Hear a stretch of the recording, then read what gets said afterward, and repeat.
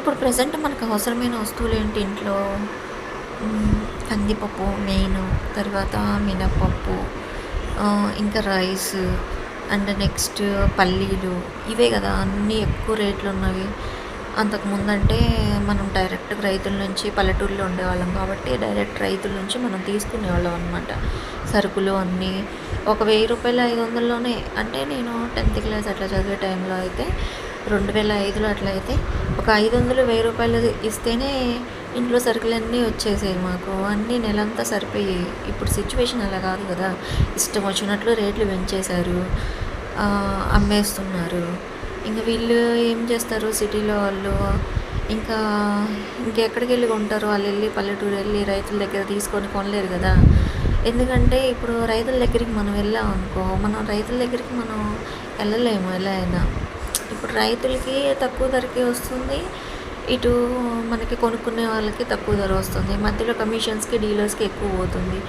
నేనేం చేద్దాం అనుకుంటున్నా అంటే, నా ఆలోచన ఏంటంటే డైరెక్ట్ రైతుల దగ్గరికెళ్ళి సపోజ్ ఒక కింటా తీసుకున్నాను నేను. ఆ కింటాని నేను ఇప్పుడు శనక్కాయలు తీసుకున్నా.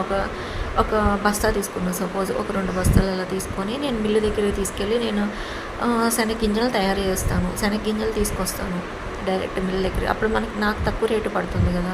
దాన్ని మీకు సెండ్ చేస్తాను. ఇప్పుడు సపోజు ఎంత డీమార్ట్‌లో అయినా సరే శనగ్గింజలు ఎంత ఉంటాయి? కనీసం 150 అట్లా ఉంటాయి కదా! మినిమమ్ క్వాలిటీ ఉండేవి.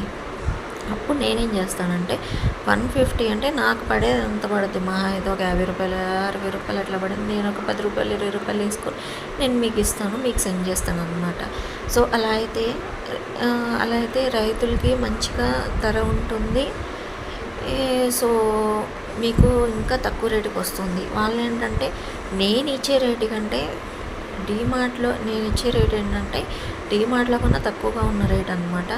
వాటితో పాటు మీకు గానిగ ఆయిల్ గానీ, ఇంకా కారపొడులు గానీ, గానుగ నూనెతో చేసిన కారపొడులు. బయట ఏ ఆయిల్ యూజ్ చేస్తున్నారో ఎవరికీ ఏం తెలియట్లేదు. అన్ని ప్రొడక్ట్స్ అందరూ తయారు చేస్తున్నారు. కానీ ఆయిల్ ఏంటి? ఆయిల్ ఏం వాడుతున్నారు? మరి బ్రౌన్ షుగర్ వాడుతున్నారా? లేకపోతే ఏ సాల్ట్ వాడుతున్నారు? ఏమీ తెలియదు కదా! నేను అన్నీ మీకు రియల్‌గా ఫ్యాక్ట్‌గా చేసి చూపిస్తాను. నేను ఈ చేసేది ప్రతిదీ మీకు వీడియో పెడతాను. మీకు ప్రొడక్ట్స్ సెండ్ చేస్తాను. అండ్ మీకు ఏదైనా చిన్న అనుమానం గానీ, తేడా గానీ అనిపిస్తే మా కామెంట్ సెక్షన్‌లో కామెంట్ చేయండి. అండ్ నాకు కాల్ చేసి అడగండి. ఏమి ఇబ్బంది లేదు.